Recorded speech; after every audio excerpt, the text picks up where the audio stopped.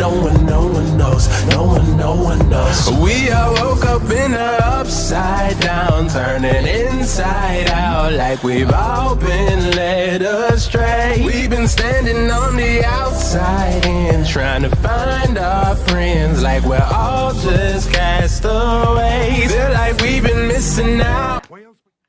Yeah. So again, your body is already a pentagram. I don't care if you think it's satanic or not. It's not, because it is the most divine pentagram made by my creator. So that's how I see it.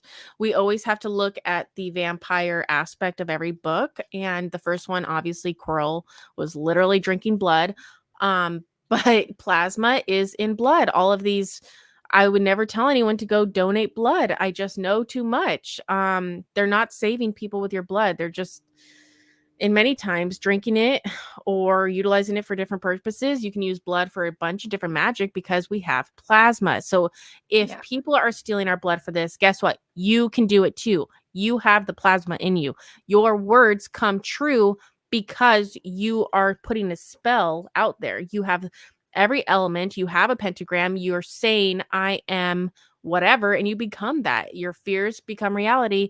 Fiction becomes reality because we are saying it or reading it or whatever the case is. Right. Yeah.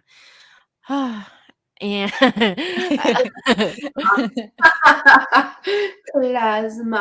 plasma. I was sending this to Alexis, and I even told Rick, I was like, I really want to watch Austin Powers. And he was like, no, we just watched it like 2 years ago. I was like, I think we watch it. And I just kept saying plasma all over. But we did watch it, and it's very, very interesting. The stuff Mike Myers puts into comedy, and people think it's silly, but it's not silly. He knows what he's doing. And another person who knew what they were doing is Tesla, and why Tesla explained this free energy and why he was done away with, or whatever the case is you don't need to put electricity in wires on a power grid with transformers, which are conductors slowing down the power. You don't need that, because if you have that, you would need to pay a power company. You would have to be near a big city. You would have all these things go into, we don't want people pulling plasma from the air. But what Tesla did is he said, yes, metal like copper wires for that the power industry is using. Yes, that does obviously conduct a electrical current, but so does plasma. And plasma is in the air, and plasma in the air can conduct an electrical current if you utilize, and then he goes into the 369 and other stuff. But this is what would make free driving. This would make free house. This would make free everything.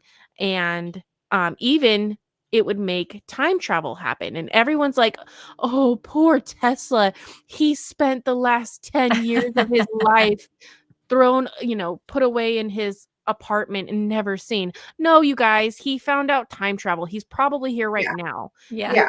Like Definitely. he was time traveling, obviously. 100. And who found all of his work? Uncle Trump, Trump's uncle, right? Yeah, not a dad. It's always the uncles. It's always the uncle. Yep. Magical uncle. They are the keepers. They are the keepers and disseminators of the wisdom. It can't be the mom or the dad. Yeah. It's either the aunts, the uncles, or the grandparents, it seems. Yeah. How Tesla, Nikola, Donald Trump are all connected. So what kind of information does he have on this energy, and why were people who were a part of the Uranium One scandal so impressed on trying to get him out of office? So it all comes together. CERN is going to be where a lot of this stuff comes from. They even made their own plasma, and this goes into who is funding CERN. Every single government's military. And then this goes into, well, your Second Amendment allows you to create your own military, and you can do everything that our military is doing. And if you don't think a pentagon or a pentagram is utilized, well, okay, let's look at the military. Okay, the military uses pentagrams.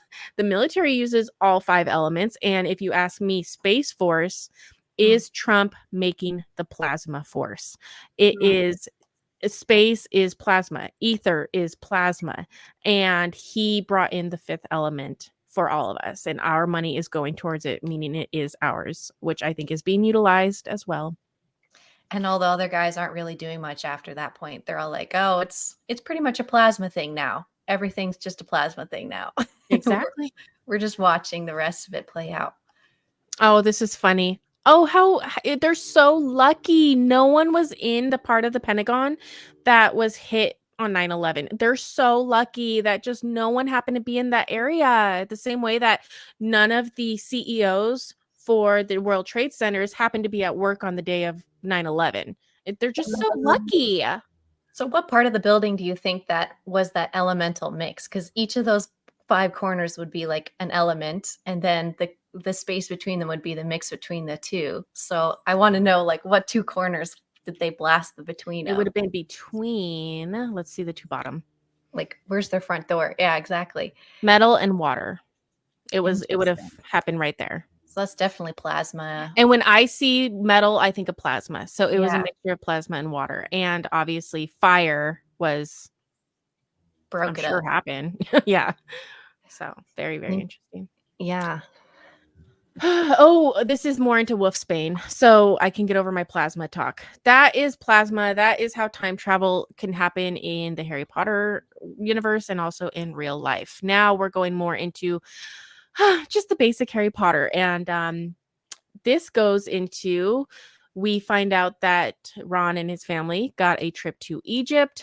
Hermione got a cat. Hermione's cat tried to kill Ron's rat a million times, and they never would allow that to happen. But I would love to see a spin-off of Crookshanks eating Peter Pettigrew and what would have happened. Yes. That would be great. Exactly. And then we start to see that mugshot of this guy around, and they're making him seem horrible. And the cool thing about, because I did just read the Harry Potter book on this, even Uncle Vernon knows, like, they're watching the news at the Muggle house, and they're like, hey, this serious black guy, he's on the loose. And Uncle Vernon's like, oh my God, look at his hair. Where is he even on the loose from? They're not telling us like what state or, you know, like what part of the nation he's even on the loose. Like, where's he from? So even these dark lords that are putting out wanted posters, they're even showing muggles, like they're getting everyone involved. And it's very, very interesting. And then it's interesting too because they talk about Ron got a sneakoscope while in Egypt, and it started going off at the table, like someone was sneaking. There is mischief happening, and of course they all thought it was because Fred and George were playing a trick on one of the brothers. But no, I think the sneakoscope was going off because it was trying to tell him that Peter Pettigrew was the rat. Little rat. Little common house rat. He's like, how long's he been alive? 12 years. A little long for the common house rat, don't you think? Yeah. And it's not, there are magical rats out there. And he was like, no, it's not a magical rat. So like, why is your rat still alive? And it's very interesting. So, it's a person. It's a dude. That's so funny. So welcome to my office. It's a girl going to the bathroom looking at her phone. Oh my God, that's amazing. Yes. And it was going to be Master Jeff's cacao video that I showed you guys earlier. But basically, when you're expelling these dementors, and if you can just like look at cacao or drink cacao beforehand, you'll literally get rid of the dementors from your body. So everyone should try it. And we get back on the train to go to Hogwarts shortly after. Send that to me, Lexi. You need to send that to me. That slide. Welcome to my office, because you know how real that is. Like, come on. I know. I'm literally a detoxer. Like it.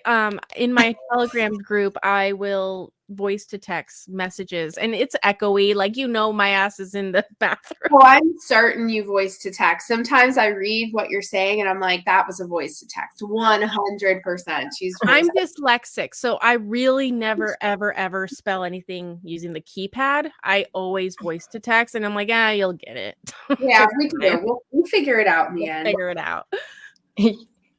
Yes, some of us other dyslexic people weren't as clever, so people have had to learn how to read our mess anyways.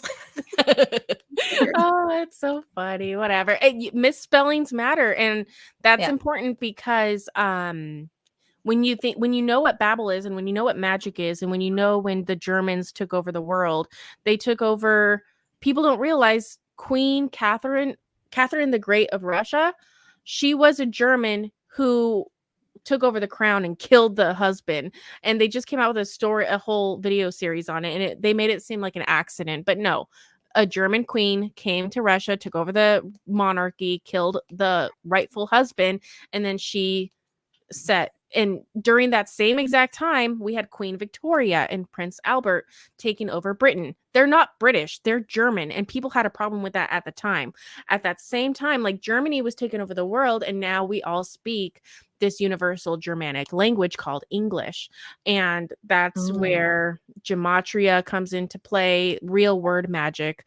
And that's why your words have meaning. So it is very important to be dyslexic in a world where the words itself are curses. So because I don't see words the way other people do, I can see past them.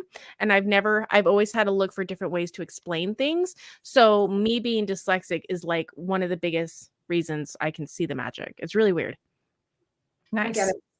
Yeah. So we have a lot of different hybrids going on.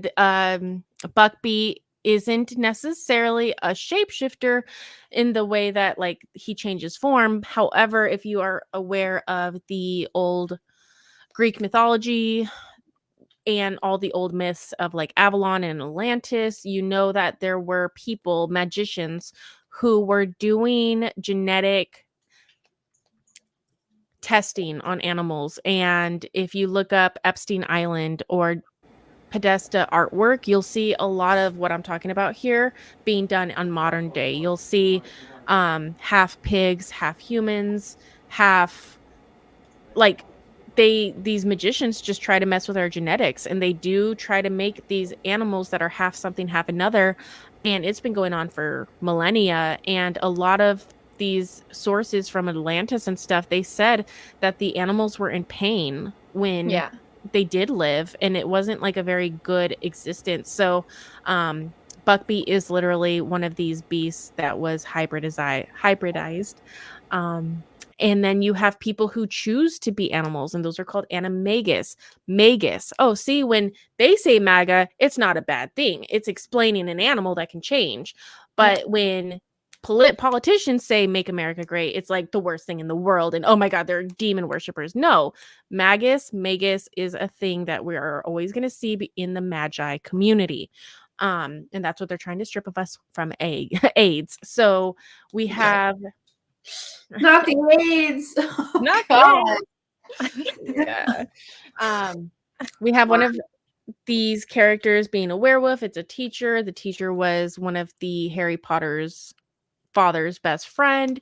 He was bitten and he became a werewolf. So on full moons, he had to go under the shrieking shack to wolf out, and his friends were like really felt bad for him, so they also became animals by their own right. And you have Mooney, which is the werewolf, and then Padfoot, which is Sirius Black. He turned into a dog.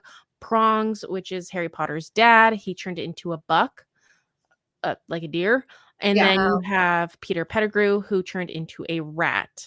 And these four were best friends as kids, and two of them are still alive. The two animagi are still able to turn into a black dog and a rat. And of course, Professor Lupin, which, if you know the word Lupin, and that is werewolf territory in itself. But he's not a bad guy. He has a condition. Yes. He was a nice one. He was a nice one. He was my favorite. I always liked him the most. He was one of my favorite characters. Yeah. They don't show it, I guess, in the movies, but after he's no longer with us, Harry goes to the house of Lupin, and he sees that Lupin was going to adopt Harry. He had all the adoption paperwork. Yeah. I know, it's so heartbreaking. But yeah, and I didn't really cover this in the first one, or if I did, I think I might have said the Temptress, and I didn't mean it. But Hermione is not the first time we've seen that name in literature, especially like fantastical literature. Hermione, Shakespeare had The Winter's Tale, and Hermione was the person in The Winter's Tale. And we will cover The Winter's Tale more when they start getting rid of the Horcruxes, because they actually show Shakespeare's scene of Shakespeare's Hermione play out. So we know the scene very well, but we'll get more to that when it happens. Nice. Okay. Yeah, I was gonna like change some of this, but really I just wanted to cover the simple spells that we did learn in these books. And if you girls want to help me here, I know we learn about the Patronus charm. Patronus. Before that, they're ridiculous. Oh my God, you're so right. Ridiculous. Can you explain what ridiculous is? Yeah, before they get into Patronus work, Lupin brings out the ridiculous spell with a boggart, which is a being that will change to look like your biggest fear. So it's a shapeshifter again that will mirror your deepest fear to try and basically spook you and mess with you. So ridiculous is the spell or whatever to cast on this boggart as it's being your fear, to kind of add an additional aspect that will make it look silly or not scary anymore. So that was the exercise. And each fear could be distorted with this spell to be something that was the Witcher wizard's like thought preference, like how to humiliate this thing they fear. It was sort of the intention they had to put behind it as well. But then when that wasn't strong enough for Harry, they began teaching the Patronus charm, which was in general just like this ball of light and just pushing off just the pure darkness. And so it was another step of that. So it didn't even have as much intention, maybe not the same intention, but it was interesting that they taught both of those techniques to kind of cast away what you're fearful of, in my opinion. Basic level, like a basic transmutation spell. So like, the darkness, the demons, their first weapon against you is fear and intimidation. For like, even the parasites, they'll possess the body or the being of something much larger and scarier when the truth is they're just a worm, right? So like ridiculous is one of my favorite spells. One of my favorite scenes actually in the whole series is the idea is like, something is in your face and its entire weapon against you is illusion. And so, we know that this works in the real world. If something is terrifying you, if you laugh at it, your laughter, like a child's laughter or human laughter, it breaks up whatever kind of energetic matrix that constructs this illusion, whether it's a demon or a spirit or just stuck energy. Certain things like laughter breaks it apart. And I was going to say too, like we talk about Gryffindor, like the lion. Actually, no, it's not the lion. There's a lot of like lion symbolism. Trump symbolism is a big lion. And the idea, I think I told you guys about this once, but I had like this dream, and long story short, the roar, or like we'll call it a roar or purr, like a big purr from some kind of a large predatory cat. The reverberation emanated from a loud purr or roar from a predatory cat, breaks apart the plasmic field or the plasmic matrix that constructs these parasitic structures, whether they be physical parasites or the energetic like counterpart. So you have a physical parasite, and then it also takes up space in the unseen world. And there is something about the predatory cat sound that just makes the thing flop apart, and it can't stand in front of that kind of emanation. And I always thought that was the connection between Trump's whole thing being about the lion, the return of the lion, and that sort of thing, like kind of this blanket roar that maybe it doesn't destroy the parasites on contact as soon as it touches them, but it sort of rumbles and shakes them out of their respective disguise, and they're not able to hide because they're now they're like, what is happening? And so that's Like, and that's a huge part of like real life magic, is when you emanate something, you project something, and you have confidence, and they cannot stand in front of or in light of certain frequencies, certain vibrations. Literally, like, they turn into puddles. Their matrices fall apart.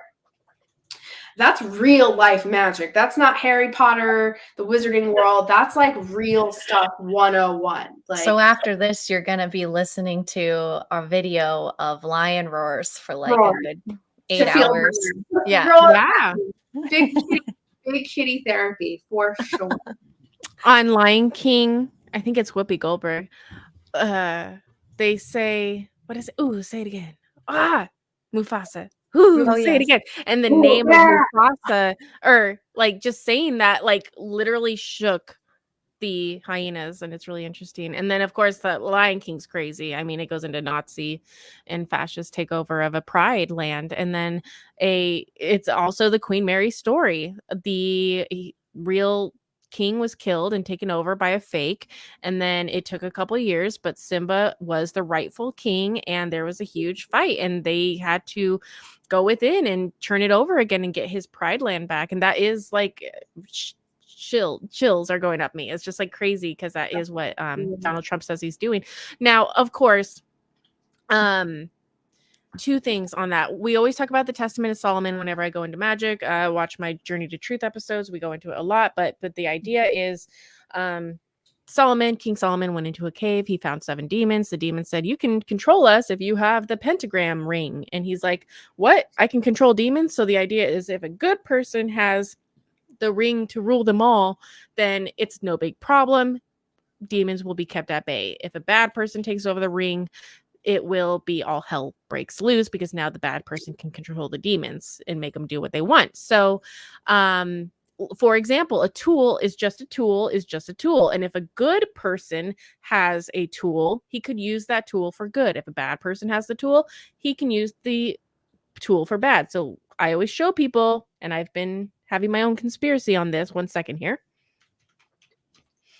There was a war of Trump in the 5G. There was a race to have secure 5G into America that was different than the rest of the world. Right. So America does not have the same 5G as Europe, as Britain, or Asia, as Africa, all these places. We have a different 5G because of Trump.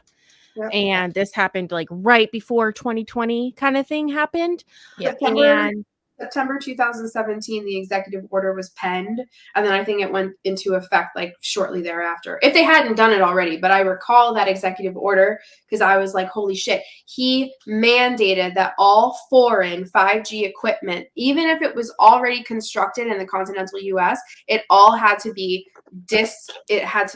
taken apart completely and sent back. He's like, take it down, remove it. We don't want it here. This is an executive order. Now, they did say that when What's-His-Face took office, his fake presidency, that he undid that. But I can't. It's hard for us to prove. We don't know. We don't know. Oh, remember when stuff was falling from the sky those few years too, when they were like, "Oh, there's just." Oh yeah, yes. That was the best part. Was we could feel the pressure and the tension, especially 2019 when that was like. But they all since 2017, all that stuff like, oh, it might have been a satellite or whatever falling from the sky. Very weird. I do vaguely remember now that you're talking about it. Yeah, yeah, and we haven't had any in the last year. It's been pretty clean, other than the balloon. The balloon was the big one this last year. But anyways, go on. So why I bring this up is because graphene oxide is already being used to kill parasites. The way it works is it can work this way. It can become a net, and it can grab all free radicals in a water system, and it can pull it out. So it could also do bad things, but like technically, if it depends who's in charge. What are you grabbing? It's using, and what is 5G? Penta means 5. Right. Gram, if you've ever bought weed or anything else, you know a big G stands for gram. So 5G is pentagram. So if you change the pentagram, then you can change how the demons are being utilized. So you could, in theory, make graphene oxide detox everyone. However, this is pretty dangerous and I don't like people doing it regardless. So I'd rather you do my detox, because if, goodness forbid, if you were utilizing graphene oxide to cure people with this like magical 5G frequency, it would pull everything to the bloodstream at once. It would pull all your parasites to the bloodstream. So if you pull your blood, you'll see a bunch of parasites in it. You might even have heart attacks or aneurysms, because that is how much junk is being pulled to your stream. This is called Herxheimer reactions. This is why Ricky Leaks does not do hardcore cleanses, because we don't want your blood to be full of toxins all at the same time. We want to do it very slowly, and each system kind of cleans out itself, and it will take 6 to 9 months to do a proper cleanse. And people think you do it once and done. No, it's not once and done. You do it full. If you do it once and done, you're going to have a heart attack and aneurysm. The same exact things that people are dying from. Isn't that weird? So once you start, don't stop. And be gentle. Exactly. Do either of you play any stringed instruments, like to where you would know what a G chord is? There a G chord or a G string or a G G string?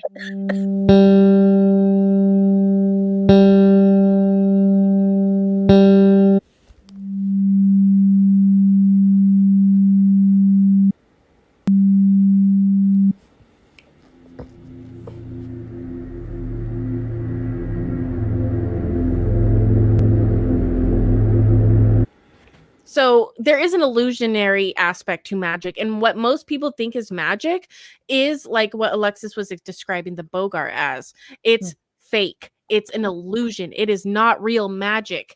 It is a Bogart. And there are so many people who like get faked out by Bogarts in real life. They think it's real life magic. So in WandaVision, she goes, she's doing a fake magic act, like, oh, let me pull the bunny out of the hat kind of thing. And she's like, I'm not using real magic. In real magic acts, everything is fake. Hello. And what's the difference between an illusionist and a magician, a mental, what is the difference between what you see people like Chris Angel, maybe what he's doing versus real magicians do? And one is making illusions and one is creating matter from nothing or transmuting solids into liquid, like doing different things that actually involves one of the type of traits you learn at school. So if you can laugh at illusions, it will no longer have any power. So I think there's a lot of illusions out there that if you just, and Jenny was talking about this yesterday, like just laugh at them, like put them down, like be a troll, and you'll be able to find out which illusions with ridiculous. If you call something ridiculous and you call it out for what it is and you say that's fucking fake, sorry, then you'll realize that, okay, we're laughing at illusions. We're breaking Bogarts left and right. This is something everyone can do.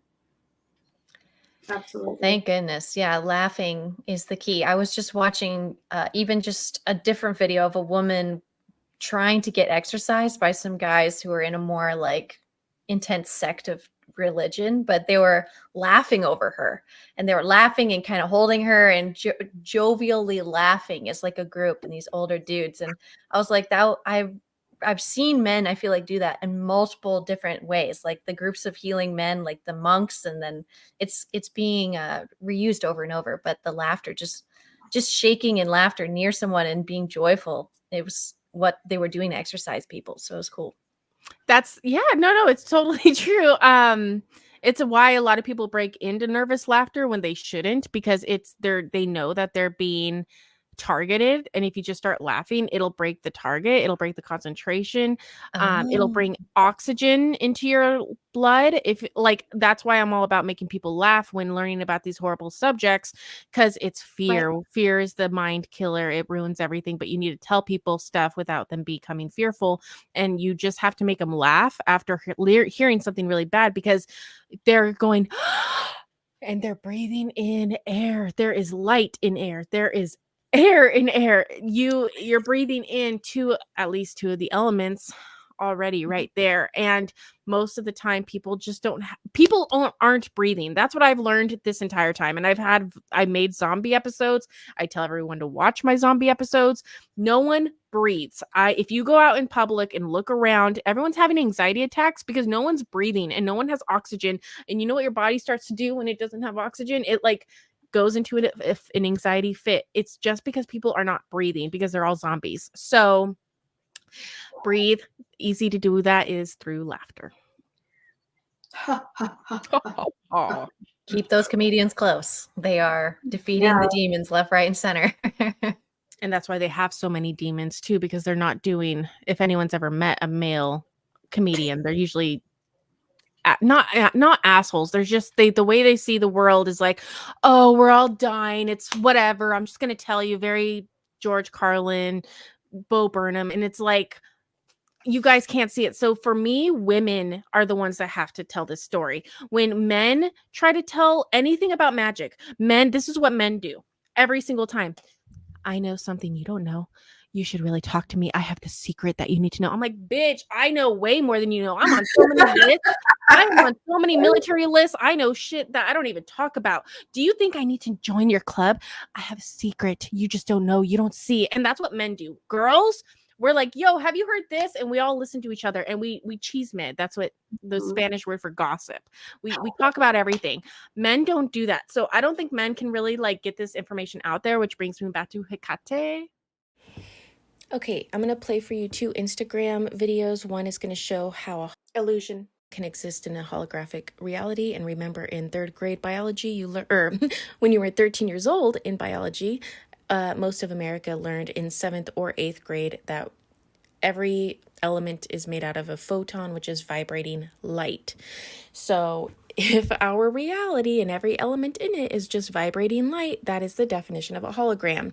They told us because we have to know. So this is examples of how illusions can be made in a hologram. And also the next video is going to be universal law and how manifestation works. It's a little different than the New Age movement talks about law of attraction. It's more along the lines of God is going to give you what you need, not what you want. And the New Age movement is very much, oh, give me what I want, and not necessarily what they need. So that's real manifestation. And in Harry Potter, he learns the Accio spell. And this is receiving something that you need that is far away. And it's a brief explanation. Again, not exactly how the New Age movement describes it. Called the 5 laws are the basic description of the structure of existence. So number 1 is you exist. There's nothing you can do to change that. You can change your form, but you cannot change the fact that you exist. The reason for that, very stupidly simply, is you can't become non-existent because by definition, non-existence doesn't exist. That's its definition, to not exist. Therefore, that which does exist just exists. That's its quality and cannot become that which doesn't exist because there's no such thing as non-existence by definition. So that's number 1. Number 2 is everything is here and now, which basically means space and time are an illusion, a projection of our consciousness. Everything actually exists all at once. It's all accessible right here. You just have to change your frequency in order to access it because that's how they're separated. They're separated by frequency. Just in the same way that TV programs are separated by frequency, even though they may all be running at the same time. Number 3 is the one is the all are the one, which means there is only one thing, and everything that seems different is made out of that one thing because there's nothing else to make anything from. Number 4 is what you put out is what you get back. Sometimes people on Earth translate this as the law of attraction. And something important to say about that, because even though it's not incorrect to say that, well, you have to be the vibration of a thing to attract it, the idea of the way it's usually stated here is, in my opinion, incomplete. And people are left thinking, I have to learn what that vibration is to attract the things that I need in life. That I disagree with. You are already giving off that vibration because that's your natural core. Vibration is to attract what you need in life. If those things aren't manifesting, it's not because you're not the vibration of the attraction. It's that you are blocking them from coming. You're stopping the vibration from bringing them to you with negative and fear-based beliefs. So it's not an issue of having to learn to attract. It's an issue of having to learn to stop blocking what you're attracting naturally. And law number 5 is everything changes except the laws. Those are the structure that don't change, but everything else changes. Okay, so we have a bunch of different choices in this video in the third Harry Potter.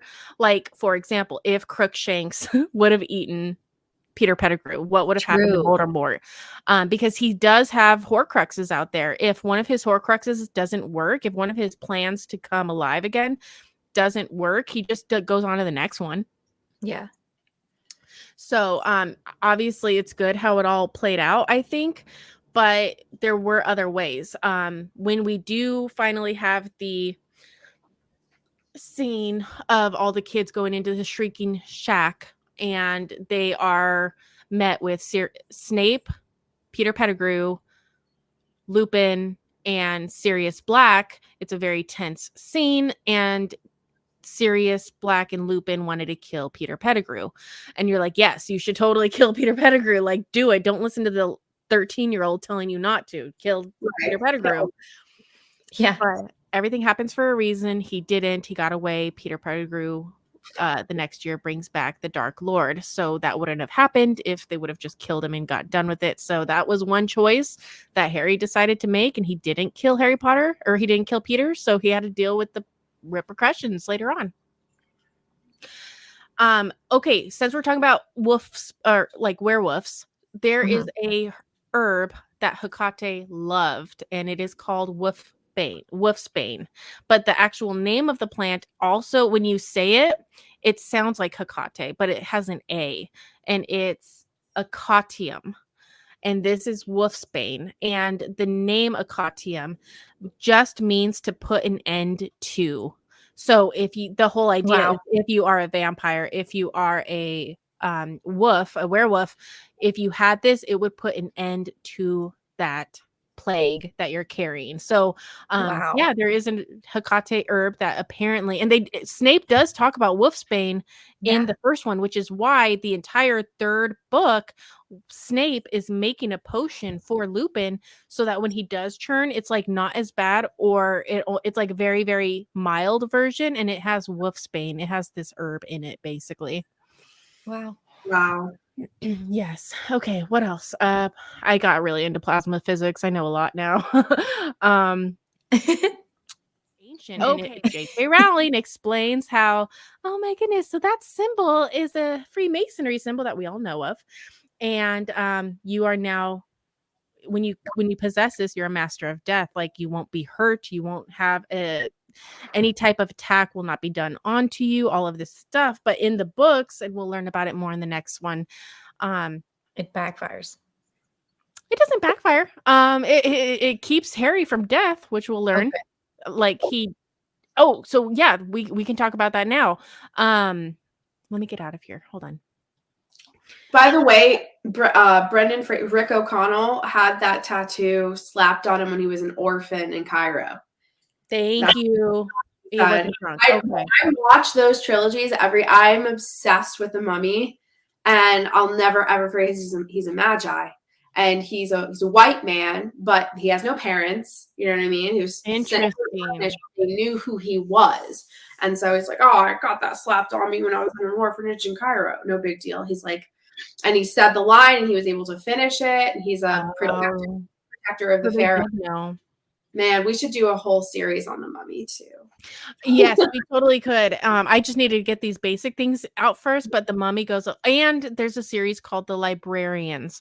The Librarians, I honestly like more than Harry Potter, but it's following older people. They're 33 years old, and us ancient, right? Yes, I'm ancient now.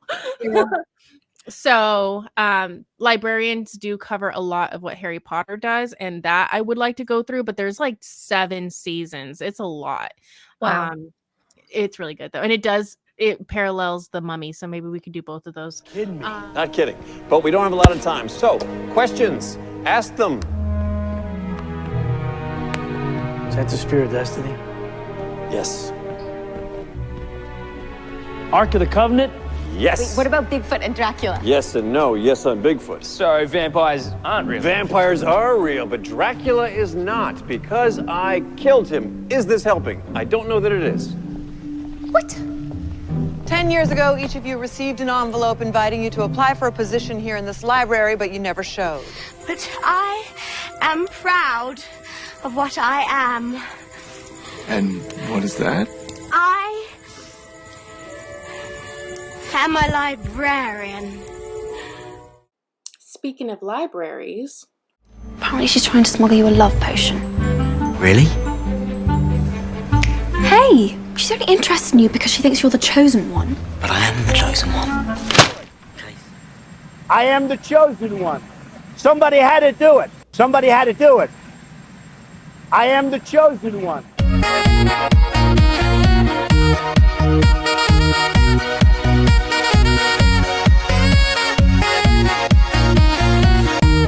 cover the fourth book. And the Hogwarts band, I love it. Oh my god, that's so awful. Oh, Cedric Diggory comes back dead, and they're all jamming out. All way too long to realize there was a dead kid laying in the middle of the thing. It's just like it was like a whole. Even the band kept playing after the. That's what they're saying. They just kept going on, like, stop! There's someone dead. And then he became a vampire. I was gonna say, and then what's the doctor on the vampires? Carlisle. Yeah, and then Carlisle finds him. You see Carlisle Found like him. dragging his body back into the maze. Yeah, exactly. That's so funny. I need a friend. Twilight's a good series too. They cover a lot, but let me get out of this scene. How do I can't stop? do Kristen Wiig. I can't watch her. I can't look at her face for too long. Oh, you think she's a she? That's Wait, funny. what's her name? Not Kristen Wiig. Stewart. Oh, Stewart. so that's Stewart. another thing. She's part of the Stewart bloodline, and what I was explaining with the Cavendish and everything, it's the Cavendish and the Stewarts that. Oh, Yeah, and she plays like there's a lot to the Twilight. It was made by a Mormon. Like I can go into I Twilight. didn't know that So- either. Okay. There So, you go. what was I gonna say? When you guys like tarot, so this is like the only time tarot is ever introduced in Harry Potter, Right. is Professor Trelawney, and I love that Hermione can't Hates do it. that because Yeah. she is a muggle, and that is much more of a magician. Like you have it in you, you just have sight. Like, I'm sorry, I can just see it. You can't fake that. And it was the first time Hermione wasn't able to do a subject, so she's just a 13-year-old girl and all pissy. But like what Professor Trelawney should have said to Hermione, instead she said something mean and messed up, like, oh child, you can't see. Yeah, she has a should have said tag heart. She's right. up. She should have said, you know what, like muggles who come here, they usually can't see, so like it's not you, it's not something that you're bad at. That's like what she should have said. Yeah. And Hermione also can't ride a broomstick because she is a muggle. Oh, So there's right, there's things that she can't do, so it's like you're definitely a muggle, but you'll end up the Minister of Magic one day. So Really? She did? so that's the 8th book, that was the Cursed Child, Wow. is showing the multiverse of what could have happened and what does happen in the timeline we're all aware of. Hermione does become the Minister of Magic, which is crazy because she's a muggle. Right. And she does, but there's another alternate universe where Hermione didn't become a Minister of Magic and she became Dumbledore. She became the headmaster of Hogwarts, and she was like not happy. Like she was not okay with teaching. She wanted to be making the laws, basically. So I thought that was interesting. Little type A little muggle girl. I didn't really like Hermione, to be honest. And there's a plot hole where they're leaving the classroom and she's like, use your inner eye to see the future. And she's like ragging. She's making fun of it. But then she's like, ancient runes. Now that's a subject. And it's like, you ignorant little muggle, ancient runes are also divination. Mhm. You know, like plot hole. But they're ancient, so to her, you're learning about other people doing it when really they're not teaching how to do it. So it's so weird that she doesn't see that. Yeah, it's. I'm not a huge fan. And the fact that she told, and I don't know if we were recording when you said this, but she kept a journalist as a beetle in a jar. She held a woman hostage. Exciting. Books versus movie, Hermione Granger, because in the movies, Hermione was like, it's sort of exciting, isn't it? Breaking the rules. Who are you and what have you done with Hermione Granger? And in the books, she was like, oh, by the way, guys, I kidnapped Rita Skeeter and I put her in the jar. No. Shut What? up. What? You did not. No. Oh my God. No way. Okay. No. Okay. Wait. Okay. Wait. There's not a woman in that jar. There is not a woman. Hermione! Why would you do that? Well, because she was writing lies about me and Harry in the paper. Personally, I wasn't gonna let that slide. She literally, she's in the jar. Yeah, she's in there. Okay. Hermione, with all due respect, what the fuck? She's going to jail. I don't have enough money to bail her out of jail. Oh, no, it's fine, because she's an illegal animagus, so if she snitches on me, I'll just snitch right back on her. Hear that, you stupid beetle? You write one word about me in the paper, you're gonna go to wizard jail. Oh, Hermione! And to me, that's like sociopathic. Yeah. Right there. He's that. Well, okay, so really quickly back with the tarot. So Hermione leaves, and the guys, Ron and Harry, they get it. They see it. Yeah. They're like, okay, I do see a black dog, blah, blah, blah. And Ron does the tea leaves, and me and my husband say this all the time because we do First time he tries. We read for ourselves and stuff. And we always say, you're going to die, but you're going to be happy about it. Like, I don't know how else to say that. Like, you're going to die, but it's going to be happy. It'll be okay. It's going to be okay. So we always say that because it's just so true. And like, sometimes you do have to die. And you're also like, oh, okay, I'm cool with it. Like, whatever. All right. And that does happen later on. So we're going to keep bringing that up. And then you were saying, Hermione. Okay, so yes, this is the introduction of fake news. Now, fake news in Harry Potter gets way worse in like the 5th and 6th book, but this is the very first time we saw it. And what Jenny was explaining was Rita Skeeter, the journalist, she's known for being a gossip columnist. She's known for fudging the truth a little bit to make it seem more palpable to sell more daily profits. And she completely lied about the kids. Like, just, they saw it, they hated her. And instead of dealing with it another way, Hermione catches this journalist in the journalist's shapeshifter form, which is a beetle. So the Rita Skeeter was an animagus. And at the very end of the 4th book, Hermione's like, okay, you guys, I've been keeping a secret. And she pulls out this like hostage journalist as a little beetle. She's like, I know how Rita Skeeter's been getting all of her info. And she like kept her for like 6 months or something like that. And she releases her and she tells her like, don't thus again kind of thing. And yeah, it's interesting the fake news aspect of this world and what we're dealing with in our world and the fake news that you do see. Now, fun fact. I am born 4 days after Bella Swan. I'm born like the same year. 1 day after Hermione and 1 day before Stephen King is like my birthday. So and it's always weird that there's Virgos in these Queen Mary type stories or fairy tales type stories. Quick word on Virgo and Persephone. We keep bringing up Hecate because Hecate is the goddess of witchcraft. She's the first one who made it. Now, Persephone is going to be the oldest story, if you ask me, of human trafficking. She was a daughter of Demeter. She was human trafficked by both Hades and Zeus. Like, Zeus stole her and gave her to the Hades underworld. And he's like, here you go. Here's a wife. And she was like really young. So she's a Virgo. And she never had children there's some stories saying she did, but most stories said she didn't have any children. So we have Virgo. Now, Hecate, who lives in the underworld with Hades, she sees what's going on and she's like, yo, you can't just take that young girl from the surface. So Hecate goes to the surface, finds Demeter, and says, hey, your kid was trafficked to hell.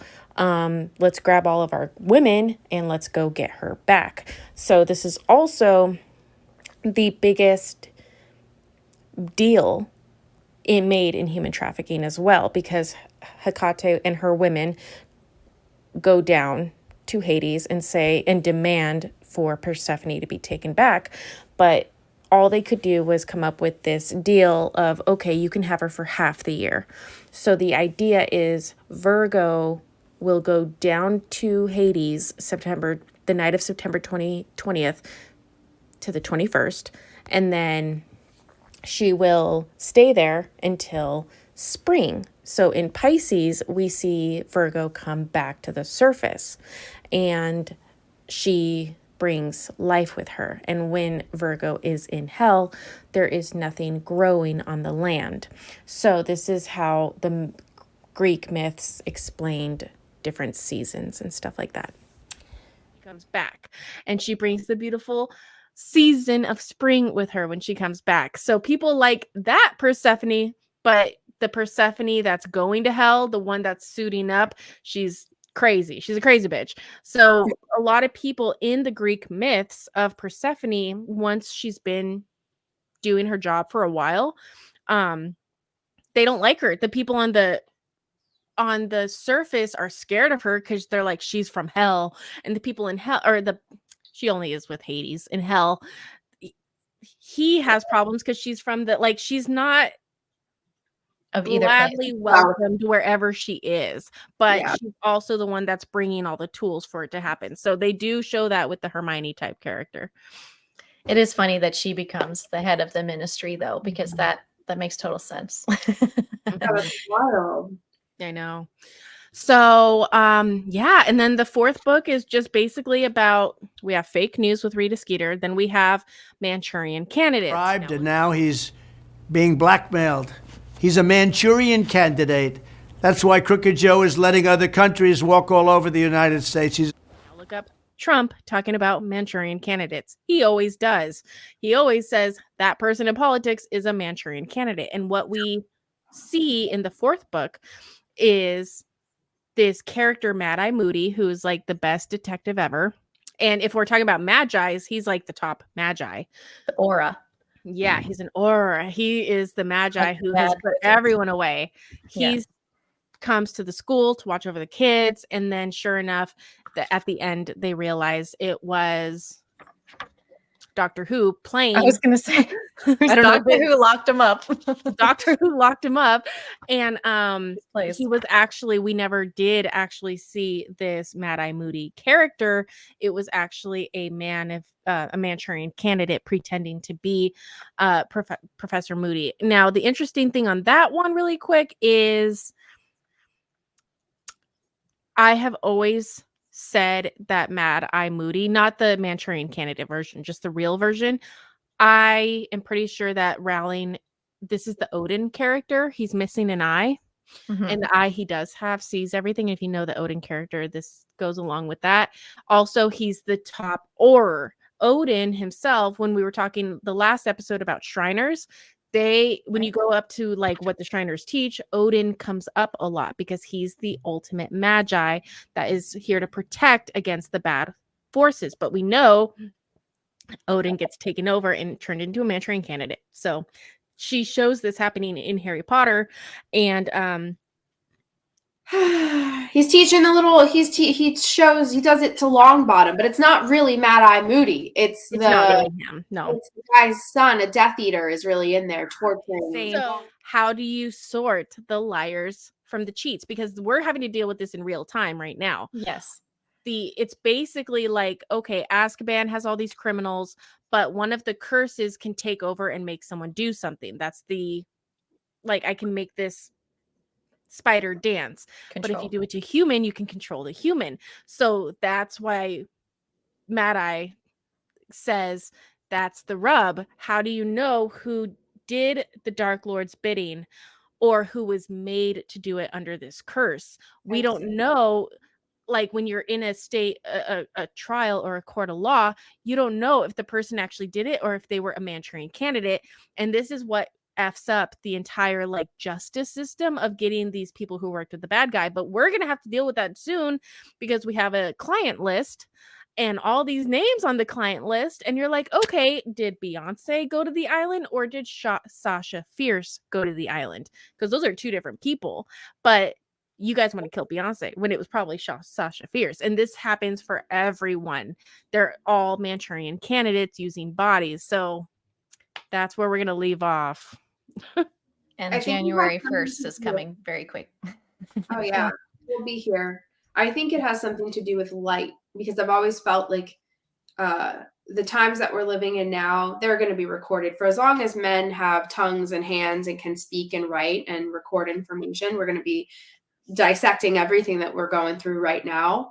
And I think because there will be an intensive investigative process in how to deal with these people. And you're exactly right. Some of these people were completely under mind control. How do you effectively, deliver justice when these people were partially victims?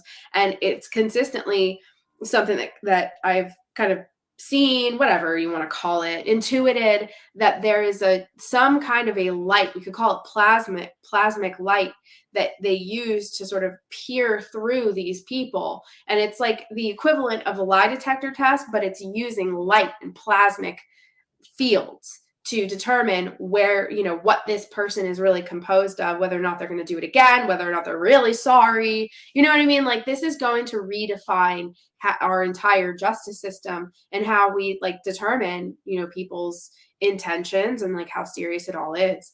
But I think it just to tie into our whole topic of plasma here, there's light going to be used to figure out who did what and why. That'd be fun. And they must have figured it out if they're going to release us the list then, because it's been so many years now of them. It's been, people don't realize how long it's been, Alexis. You're totally right. My husband was a part of the National Guard, and right when he was getting out, that deployment, they were all going to Guantanamo Bay to make it bigger. And it was his unit who went to Guantanamo Bay and built it. It was left in shambles. It looked horrible, like a shack. And then if you look at the screenshots, satellite version of Guantanamo Bay now, prisoner of Azkaban. Azkaban is a jail in the middle of the ocean, so the worst criminals in the world can't leave. We have one of those. It is called Guantanamo Bay. It is in Cuba, which is weird, but it is our Azkaban, and it has been widened and corridors were added, and a lot of money went into it. So I'm excited to see what happens. We'll see. Yes. So we did bring up the Caribbean already. So then we circled back to the Caribbean again with that. And the prisoner of the Azkaban jail is potentially that in our reality. And then, in my opinion, the jail was also in a way a metaphor as well, because the witches and wizards who use these unforgivable curses, they get sentenced to go there. And it's in a way, when you use these curses, you've corrupted your soul for the first time as a witch or wizard, and you're a danger because you've seen that level of power and you've corrupted yourself, so you can do it again much easier the second time and third time, whatever. So it's, in my opinion, I was is this a physical place, or is this more discussing how people drop in the astral plane even, and they're trapped, being demented on and fed off of in this prison of their own decisions, and the magical, it's just the magical world's dumped you there because you put yourself there physically in a way. And I was okay, I was pondering that idea as the big symbol for book 3. Azkaban, so the structure itself is a massive triangle. Oh yes. Triangular structure out in the middle of the ocean, right? Yeah. The idea of water and the triangle, it does kind of, it could indicate almost like a vortex or a portal where you are locked into an astral realm of now you got to deal with your mistakes. This is what you get. And you did it yourself. You did it to yourself, unless you're Sirius Black and you were set up. You know what I mean? So on that same line of thinking, who watched over these people in Azkaban? Who was the guards? The Dementors. So if you have parasites in your stomach, in your colon, in your, because that's where it is. Oh God, I didn't even cover that. Okay. Toxoplasmosis gondii is the parasite I try to kill with everyone. It's the one I'm having trouble again with. Here, it's a bugger to kill. Why is it a bugger to kill? Because it's not a squishy little bug. It is plasma, toxoplasmosis gondii. It's a plasma parasite. That's why it is a blood parasite. That's why, yeah, I care that you kill all the gross bugs in your stomach, but I'm really trying to get people to get these blood parasites out, and they're all plasma parasites. They're not like a little squirmy bug. So it's really interesting how that works. So if these people are in their own Azkaban, in their own bodies, you remove the Dementors with Thinking of Light, and that's how Sirius Black escaped Azkaban, because he's like, I'm not here. I'm not tormented of something I did. I'm true. I know the truth. So the Dementors never saw him escape. That's how he escaped Azkaban to begin with. Yes, he elevated out of it. And the 3 points, again, a triangle. I didn't even think about that, but it's held in by the 3 curses, in a way, the 3 points. And then there's the good things too, the 3 good things, which are like so that was interesting. That triangle just keeps showing up. It has to be done in thirds. 3, 6, 9. Yes. 3, 6, 9. So yeah, the third book with, I know, it's just all these characters. And one other thing that was a symbol that I see a lot and stuff is the blue bird. All the time. I follow that one. And in the beginning of this film, the blue bird is a part of that. In a way, it kind of comes in, and it's a weird little initiatory part of the film, especially. And then the Whomping Willow ends up like flicking it away. It pops it like it I'm pretty sure it kills it, but it's kind of leaves it. I don't know, in the book, I think they do say it like it killed it or something, but they mention it in the book, do they not? This bird. Yeah, but I didn't even think about it. But bluebirds are, I mean, anyone who knows the Avalon story, and then Twitter. I always laughed at the bluebird was Twitter, and they X'd it out. They killed the bluebird, and oh my god, yeah, it's no longer tweet. It stopped tweeting. When do birds sing? It cut like it goes deep. The bluebird is like, yeah, we'll cover that one more, and then huge. Yeah, I see it everywhere. My husband's gonna laugh because we love the video game with the cowboys in the Wild Wild West, Red Dead Redemption. And every time that main character is doing something and he gets a disease, whatever, but when he's doing something, there's a little blue bird that's next to him singing. So when he's building his house, there's a little blue bird that's following him the whole time, and it's like a spirit thing. It's really weird. Yeah. Okay, good. I'm glad I pointed to that one. Thank you. Little tiny. What else? I just want to say, like, just making sure I hit all the things, because it was just so brilliant. Like, they brought in Hogsmeade, so they're able to take these students off campus, like, to go enjoy themselves and kind of be children for the first, or like young adults for the first time, which was interesting. And the Marauders map they brought in with the twins, they initiated him into that, like literally saying that you're up to no good as like your intention with this item. So it was interesting, like this gray zone item that helped so much, but in a way it was meant for no good or mischief, yes, which is mischief. And then they manage their mischief and they're done with the map, which I thought was cool. And again, I like how they looked at like the actual issues of the children at the time and what they would actually be developing in as young people anyways. Like, apart from the magical world, you're still like a human being that is like looking for a girlfriend or a boyfriend or like to have your human moments. So I'm glad they brought that in and kept that in, especially with the third and fourth movie. And then watching the actors talk about it, they reminisce about, yes, that was really happening for them at that time too, when they're filming, and the mixing of the schools and the Goblet of Fire, like all of these extra characters and these extra symbols coming in, just like to add to I would say the complexity of the magical world, and how French students go to a different school, and like what was the other school? It was the Dungstring, and it was from Bulgaria. Yeah, I don't know. It was a fun one though. Bulgaria, yeah, and then there is an American one. They talk about the American school, Ivormy. Interesting. In Fantastic Beast and Where to Find Him. That's in America in the 1920s. So Wow. it shows the Magi in America and the no Magi in America during that time, and the fake witch hunts, which look up Trump talking about witch hunts. Yeah. It's crazy. So they do talk Ivermore. Ivermore is America's version. Familiar. Yeah, and that's where we would have gotten our receipts or letters. We wouldn't have gone to Hogwarts, but there's this whole thing in Hogwarts lore that if you look at the time frames, all the Harry Potter stuff happened in like the mid 90s. So when people who were turning of age from 98 to whatever, which is when we all would have been churning that magic 10 11 number, I would have turned 11 in 2001. So it's like, oh, okay, we wouldn't have gotten our letters because the Dark Lord, he wouldn't send Muggle, even half breeds, he wouldn't send them letters to go to the school. So there was a 10-year gap in the Harry Potter episodes, which would have been our age group, where we didn't receive letters because we were Muggle. Yeah, it's a whole thing. Mudbloods. So after the towers fell, there was no letters for 10 years. Yeah. Wow. Yeah. Just as soon as she mentioned towers falling, it goes wonky. Oh, my bad. Well, we were there, so we all saw it. It happened. But I think there was illusionary magic with that sacrifice in itself. So, which was interesting. We learned all about it, like and they like flex the muscles of like. But thankfully, as kids, we weren't expected to get to the bottom of it during that time.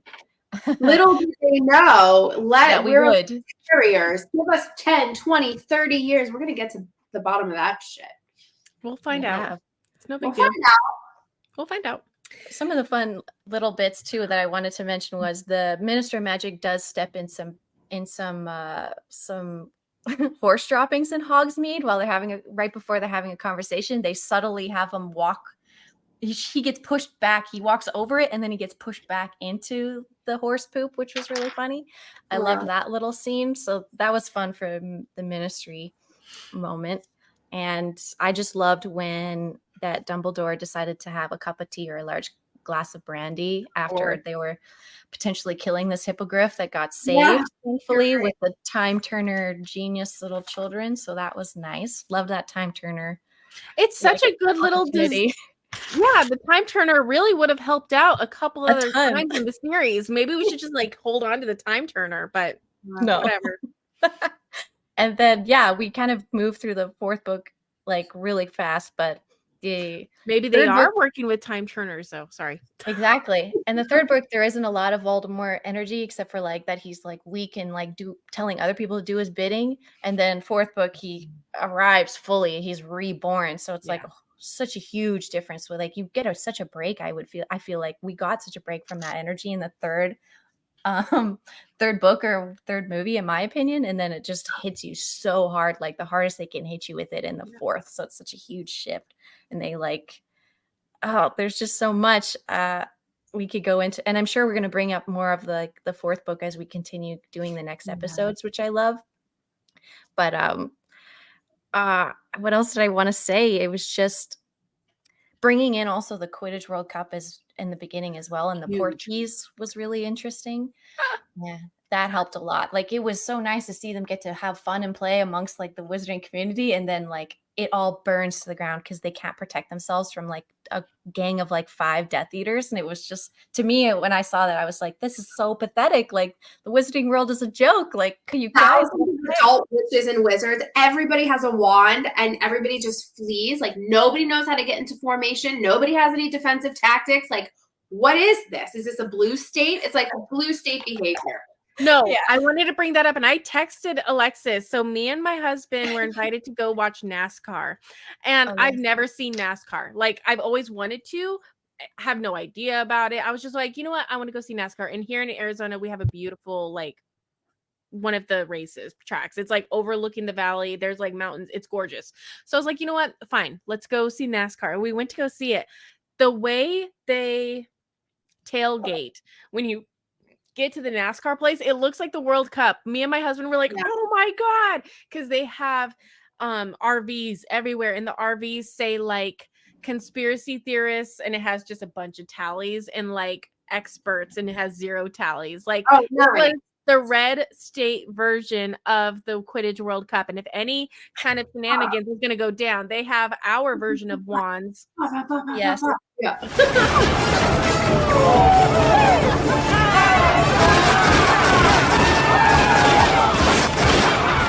Americans. Over. And I keep saying that Americans would handle this so much better because of the Second Amendment. And I'm going to beat it like a dead horse. We're allowed to learn the curses, like the curses that we don't talk about those unforgivable things. No, Americans are allowed to. You are allowed to take a life. It is called the Second Amendment. So fuck around and find out. It's also one of the principles of hermetics. Like we can protect ourselves, and a lot of the Hogwarts stuff like wouldn't happen in America. That's why it had to happen in the UK. The British, like that happened in Britain. If that happened in America, it would have been, it's the wild, wild west here. We handle our problems a little bit differently. And that's why they're still under, I mean, arguably we're still under the church and crown rule as well, but they're like really under the boot. So, you know, but I was thinking about that too. It's like they attacked the entire stadium, and thousands of adult witches and wizards just sort of like stood there like freeze. It's like, somebody do something. We did see that in real life though with 2020. We saw people turn against us real quick. I lost so many friends, and that's why the people we met after 2020 and during that time, our bonds are so strong because the closest people next to us shunned us because it wasn't popular, because this fake news, Rita Skeeter, was making up lies and they believed it. And you do see this happen in Harry Potter, more in the next books, because you do have the kids hating on Harry, going, my mom didn't want me to come to Hogwarts this year. And I get it. And it's like, it sucks. Yeah. Yes. Okay, girls. Alexis, do you have any more notes for this one? We can always come back and circle back. No, I thank you so much for letting me bring those to you ladies and get your feedback on it, because I've just learned so much from doing these already with you. And I'm just so grateful that we can have fun and enjoy this. And I know we're talking about heavy stuff, but we haven't lived to this part of our life without having to embrace the heavy stuff. And it is not something a little girl or, women tend to want to have to do. But we will clean up the mess, and we will show and share for the immunity of everyone, because that is that motherly energy. So I'm glad that we could do that. We can display that and be brave. So thank you for being brave with me, girls. Love you. Love you guys. Thank you. All right. Next week, we'll cover the 5th and 6th book for the new year. I'm really excited. So thank you guys so much for joining me, and we will be seeing you in a new year. Adios. Yes. Bye.